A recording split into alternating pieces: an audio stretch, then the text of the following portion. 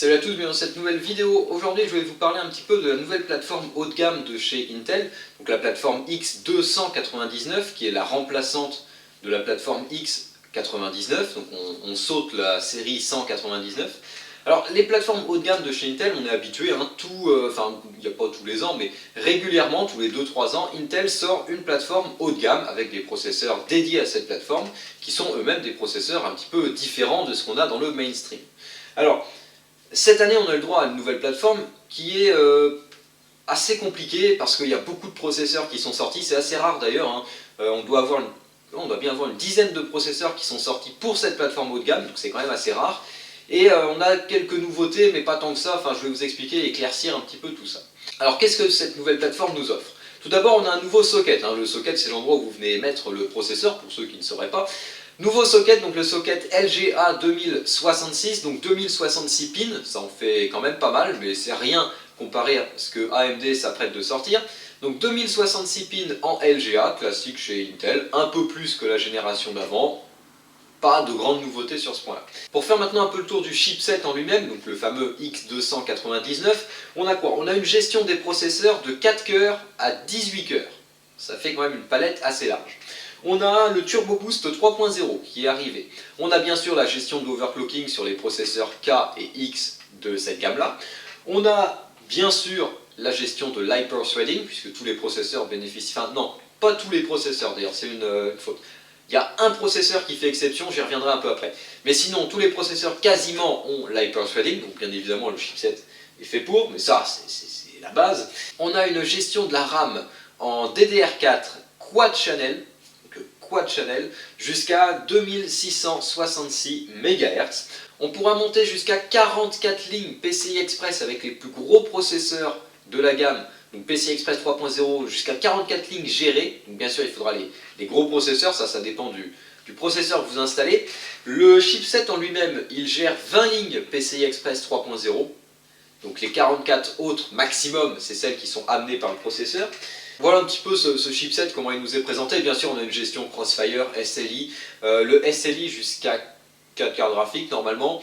On a, comme je disais, la DDR4 Quad Channel, ça n'a pas changé par rapport à la plateforme d'avant, il y a juste la fréquence qui a été relevée un petit peu. On a toujours le lien DMI. Alors le lien DMI, c'est quoi? C'est ce qui fait en gros la communication entre le processeur et le chipset. C'est la liaison qu'il y a entre les deux. Chez Intel, ils appellent ça le lien DMI. Le problème, c'est que ça, c'est un truc qui est reproché à ce chipset-là. Le lien DMI, la vitesse du lien DMI, correspond à peu près à 4 lignes PCI Express 3.0 en termes de débit et de vitesse. Ce qui est pas terrible pour une plateforme très haut de gamme. Et avec toutes les fonctionnalités qu'on a sur les cartes mères aujourd'hui, ça pourra peut-être faire office de goulot d'étranglement, surtout avec des processeurs qui montent jusqu'à 18 cœurs. Je pense que là, il risque d'y avoir des problèmes de bridage. Et à mon avis, c'est l'un des points faibles de ce chipset. Donc voilà, c'est un chipset qui est en gros une mise à jour du X99. Il a été boosté, amélioré, mais pas de grande révolution.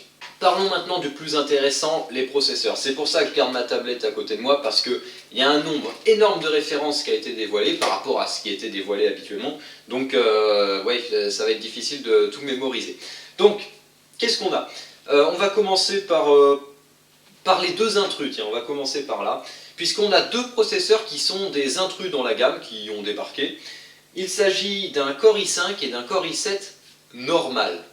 Alors oui, ça paraît extraordinaire, sur la plateforme haut de gamme de Intel, qui jusqu'à présent accueillait des Core i7 Extreme Edition, avec un nombre de cœurs un peu plus élevé, des options supplémentaires, la gestion de la RAM en quad channel, etc. Et bien sur cette plateforme haut de gamme, il y a deux processeurs qui débarquent, qui sont le Core i5 7640X et le Core i7 7740X. Donc ces deux processeurs, ce sont les intrus.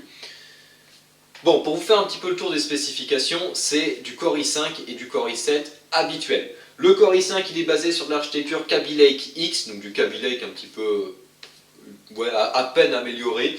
On a 4 cœurs, 4 threads, classique. Des fréquences qui sont de 4 GHz de base, 4,2 GHz turbo, la gestion de la DDR4 jusqu'à 2666 MHz officiellement, et puis on a 16 lignes PCI Express 3.0 gérées par le processeur, le TDP annoncé est de 112 watts, bien sûr il est débloqué, c'est un processeur X donc on peut l'overclocker, et il coûtera à peu près $250. Voilà un petit peu les spécifications. Le Core i7, donc le 7740X quant à lui, donc il a 4 cœurs, 8 threads, classique. Les fréquences sont de 4,3 GHz de base, 4,5 GHz turbo, et puis le reste c'est pareil. Et pour ce qui est du tarif, on sera à 340 $. Donc ce sont deux processeurs normaux. Donc on passe à des choses un peu plus intéressantes. Tout d'abord, le Core i7 7800X. On est sur un Core i7 Extreme Edition avec 6 cœurs, 12 threads. Je ne vais pas vous faire le détail de toutes les spécifications, je vais vous donner le tarif, on est à 389 $. Ensuite on a le Core i7 7820X qui est quant à lui avec donc 8 cœurs, 16 threads et on monte à 600 $ quand même. Alors ce sont les deux seuls processeurs Core i7 Extreme Edition. Alors là encore un truc qui va foutre un peu le bordel dans cette plateforme. On a donc comme je l'ai dit un Core i5 normal, un Core i7 normal. On a les deux processeurs que je viens de citer qui sont des Core i7 Extreme Edition. Et ensuite on passe sur les Core i9. Alors là on atteint le sommet de la plateforme, le Core i9. Intel ne l'avait encore jamais fait, ça y est, ça arrive, des processeurs avec plus que 8 cœurs. On commence avec le Core i9 7900X. C'est un 10 cœurs, 20 threads et il vaudra 1000 $. C'est pas donné. On passe ensuite au Core i9 7920X avec ses 12 cœurs, 24 threads pour seulement 1200 $. On continue ensuite avec, alors là ça devient compliqué, hein, le Core i9 7640X avec 14 cœurs, 28 threads et un tarif de 1400 $. Puis le Core i9 7960X avec, ah oui quand même, 16 cœurs, 32 threads et un prix de 1700 $. Et pour terminer, le haut de gamme, là, le summum qu'on puisse faire, le Core i9 7980XE, pourquoi celui-là il est XE, j'en sais rien, avec ses 18 cœurs, 36 threads et son tarif de 2000 $, le processeur.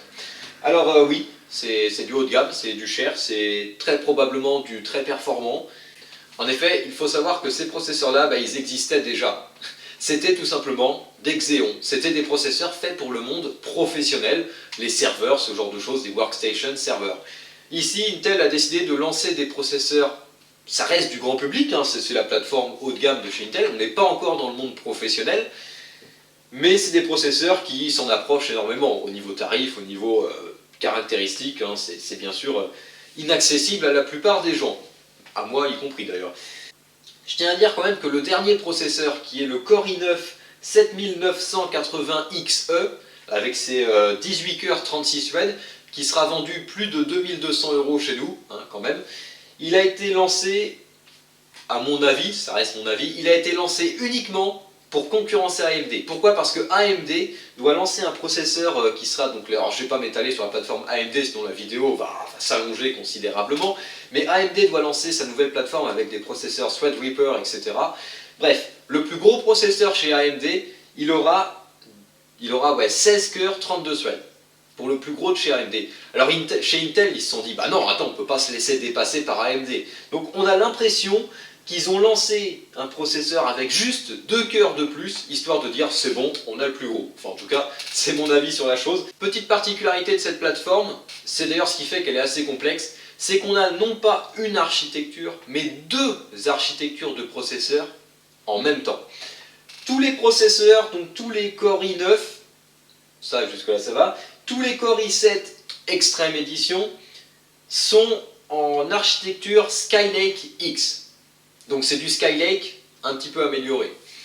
Par contre, les deux processeurs intrus, donc le Core i7 7740X et le Core i5 7640X, sont quant à eux avec du Kaby Lake X. Donc on a deux générations avec des processeurs intrus, enfin on ne sait pas trop ce qu'ils font là, etc. Enfin, c'est un peu compliqué, puisque habituellement, ce que fait Intel, c'est qu'il lance la plateforme, on va dire ce qu'on appelle le mainstream pour le grand public. Ils lancent la plateforme grand public, ensuite ils prennent l'ancienne génération, donc la génération d'avant, pour en faire la plateforme haut de gamme. C'est-à-dire que théoriquement, c'est ce qu'a fait Intel, tous les Core i9 ainsi que les Core i7 Extreme Edition sont avec du Skylake X. C'est une architecture Skylake modifiée. Et la prochaine génération qui sortira, elle prendra l'architecture Kaby Lake, donc ça sera Kaby Lake X et elle sera modifiée. Mais on ne sait pas pourquoi, enfin on ne sait pas pourquoi, on s'en doute un petit peu, mais Intel a décidé pour les deux intrus de la gamme, donc le Core i5 et le Core i7 normal, Intel a décidé d'utiliser l'architecture actuelle, c'est-à-dire Kaby Lake, et de faire du Kaby Lake X. Donc on se retrouve avec deux architectures qui se côtoient sur le même chipset et qui sortent en même temps. C'est ça qui est un petit peu bizarre. Donc voilà pour cette plateforme Intel X299 avec un lot de processeurs assez impressionnant. Je ne sais même pas combien on en a d'ailleurs, je vais compter rapidement. 10. Donc oui, on tombe bien sur 10 processeurs, 10 lancés en même temps sur une plateforme haut de gamme. C'est jamais arrivé encore chez Intel. Donc voilà pour cette plateforme haut de gamme. Si ça vous intéresse, vous pouvez vous renseigner, il y a plein d'articles qui en parlent sur internet, vous trouvez des trucs très intéressants, toutes les spécifications en détail des processeurs. Également, il y a des très belles cartes mères qui sont sorties, j'ai un petit peu critiqué le chipset, mais il y a d'excellentes cartes mères et magnifiques cartes mères qui sont sorties, donc honnêtement il y a de quoi se monter un très beau PC si on en a les moyens. Et puis je reviendrai sur le fameux Core i7 et i5 intrus là, je reviendrai peut-être dans une vidéo parce que vous allez voir que, par exemple, un problème, c'est que ce Core i5 et ce Core i7 intrus, ils ne gèrent pas le quad channel. La mémoire elle est gérée en dual channel, pas en quad. Donc, quand vous allez mettre de la RAM sur votre carte mère, il faudra faire attention à bien choisir les bons slots de RAM, sinon elle sera tout simplement pas détectée. Par exemple, c'est un problème. C'est le problème de mettre un processeur, on va dire grand public, enfin mainstream, sur la plateforme haut de gamme. C'est les problèmes qu'on peut retrouver. Donc bon, j'en reparlerai sûrement. Il faut attendre un petit peu les tests. Il me semble que les premiers tests ont dû arriver, mais les processeurs ne sont pas encore disponibles actuellement au moment de faire cette vidéo. Donc je reviendrai peut-être un peu plus tard si il y en a besoin. Si vous avez des questions, n'hésitez pas à les poser en commentaire. Si vous voulez vous renseigner, comme je vous l'ai dit, il y a plein d'articles qui parlent de cette nouvelle plateforme. Et sur ce, je vous dis salut à tous et à la prochaine.